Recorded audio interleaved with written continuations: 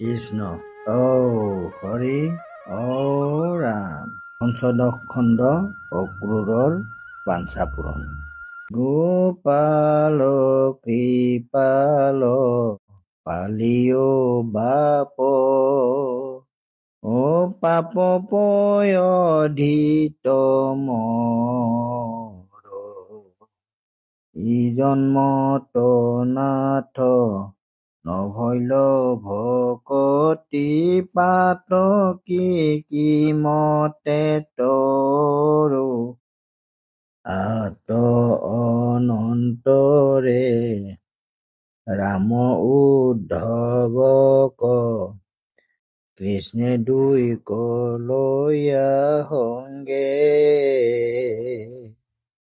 অক্ৰূৰ পীড়িতি সাধিবাক প্ৰতি লৰিলা মনতৰ অংগে আত অনন্তৰে ৰাম উদ্ধৱক কৃষ্ণে দুইক লৈয়া সংগে দুজনাকে লৈছে কৃষ্ণ আৰু বলৰামক। অক্ৰূৰৰ প্ৰীতি মানে মৰম সাধিবাক প্ৰতি লৰিলা মনতৰ অংগে আজি কৃষ্ণক দেখা পাম আৰু সেইমতে মনতে এটা ফূৰ্তি ভাৱ জাগি উঠছে আৰু সাক্ষাতে আজি লগ পাম কৃষ্ণক। তিনি নৰতম বান্ধৱ পৰম আসন্তক দেখি অক্ৰূৰে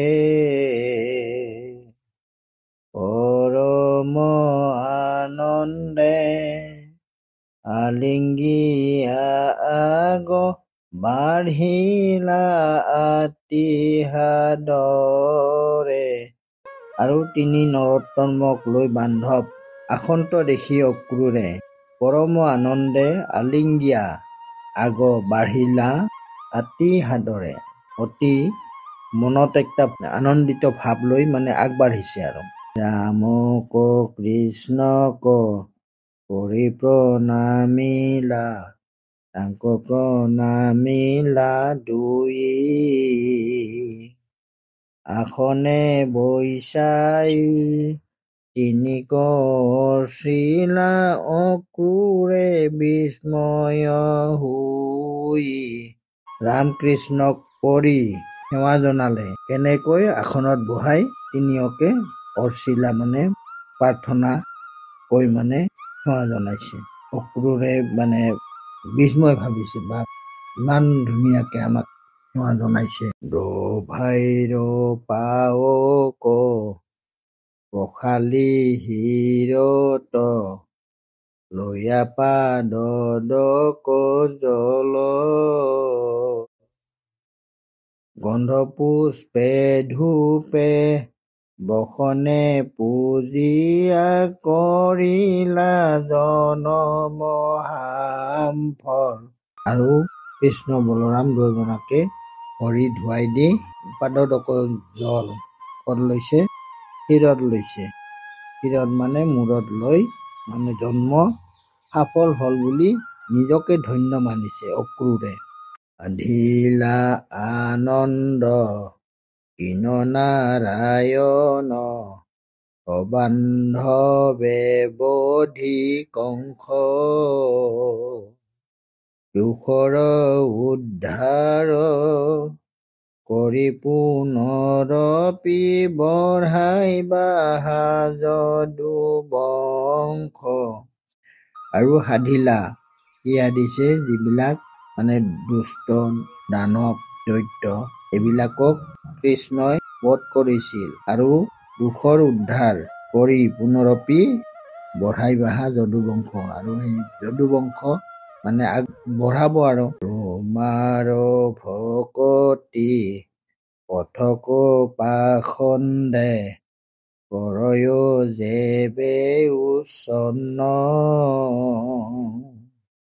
অন্তৰ ৰক্ষাৰ হেতু অৱতাৰ হোৱাতে বে নাৰায়ণ আৰু তোমাৰ ভকতি দেখি পথক মানে ৰাস্তা পাখণ্ডে যিবিলাক পাখণ্ড সেইবিলাকক কি কৰিছে? ছন্ন কৰিছে, মানে বধ কৰিছে। আৰু সন্তৰ ৰক্ষাৰ হেতুকে ভগৱন্তই অৱতাৰ ল'ব লগা হয়।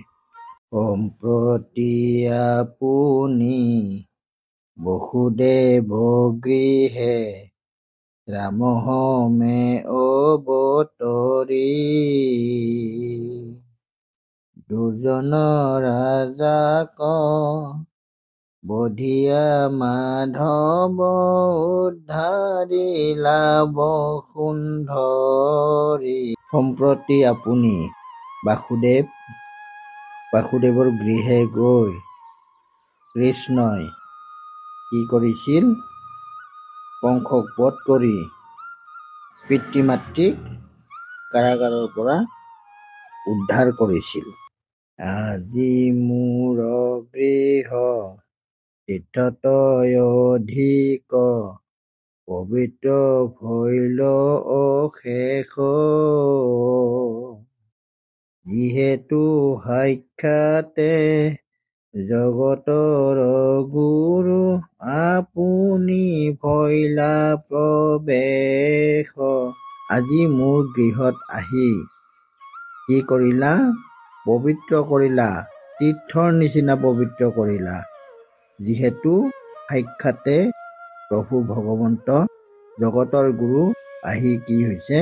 প্ৰৱেশ হৈছে। নেক ভকতি কৰিলন্ত স্তুতি, নয়নৰ পৰৈ পানী, অক্ৰূৰ মন মহীহৰি পাছে, হাচিয়া বুলিলা বাণী। অনেক ভকতি কৰি স্তুতি কৰাৰ কাৰণে কি ওলাইছে? চকুৰ পৰা দুধাৰি পানী বৈ আহিছে। আৰু অক্ৰূৰৰ মন, ক'ত মহ গৈছে? কৃষ্ণৰ তাত বিলীন হৈ গৈছে। মহি হৰি পাছে, হাচিয়া বুলিলা বাণী। তাৰপিছত হাঁহি কথাখিনি ক'লে আৰু। অক্ৰূৰ কহেন প্ৰবধ বুলিয়া, প্ৰণয়ে ৰঞ্জিয়া চিত্ত, আপোন গৃহক চলি গৈলা পাছে, উদ্ধৱ ৰাম সহিত। আৰু অক্ৰূৰৰ সৈতে কি কৰিছে? ৰঞ্জিয়া চিত্ত মানে আনন্দৰ সীমা নোহোৱা নিচিনা। আৰু আপোন গৃহত কি কৰিছে? কোনে কোনে গ'ল? কৃষ্ণ, বলৰাম আৰু উদ্ধৱ, তিনিজন। তাহান চৰণে ভকতি কৰিলে, সিজিবে সমস্তে কাম, হৰিষে পৰম বান্ধৱ জানিয়া, লৈও তান সদা নাম। আৰু তাহান চৰণে ভকতি কৰিলে, সিজিবে সমস্তে কাম। কাক? তিনিওজনাকে। সিহঁতক ভকতি কৰাৰ কাৰণে কি হৈছে? কল্যাণ হৈছে। হৰিষে পৰম, হৰিয়ে পৰম বান্ধৱ জানিয়া কি কৈছে? সদা নাম। আৰু সদায় নাম লৈ থাকে। কি নাম লয়? ভগৱন্তৰ সদায় নাম লৈ থাকে। পুনাহৰ ভজন এদিন জীৱন, তথাপি নুগুণা মনে, হেন জানি কৃষ্ণ চৰণে শৰণ, লৈও কপট মনে। আৰু শুনা সৰ্বজন, সকলোৱে শুনা, জীৱন কেইদিন আছে? জীৱনৰ কোনো সীমা নাই। জীৱন কেৱল কচুৰ পাতৰ পানীৰ নিচিনা। কেতিয়া পৰে কচুৰ পাতৰ পৰা পানীখিনি, তাৰ ঠিকনা নাই।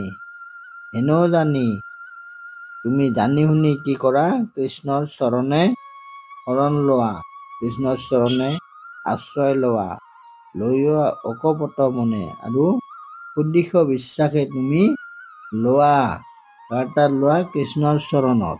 কৃষ্ণৰ কিংকৰে কহয় শংকৰে নেৰিবা মুখত নাম আলাস এৰি সমুদ্ৰায়ে বেঢ়ি ডাকিব ৰাম ৰাম। কৃষ্ণৰ কিংকৰ কোনে? ভকতসকল। কোনে কৈছে? শংকৰে কৈছে। নেৰিবা মুখত নাম, কৃষ্ণ হৰি নাম মুখৰ পৰা নেৰিবা কৈছে। আলাস এৰিবা, আলাস মানে এইবিলাক ভক্তি নকৰোঁ দে সেইবিলাক কৰিম এনেহেন এলাহ এইবিলাক কৰিব হাক দিছে। সমুদ্ৰাই বেঢ়ি সদায় কি কৰিবা? কৃষ্ণ কৃষ্ণ হৰি হৰি ডাকি থাকিবা। কৃষ্ণ ঔ হৰি ও ৰাম।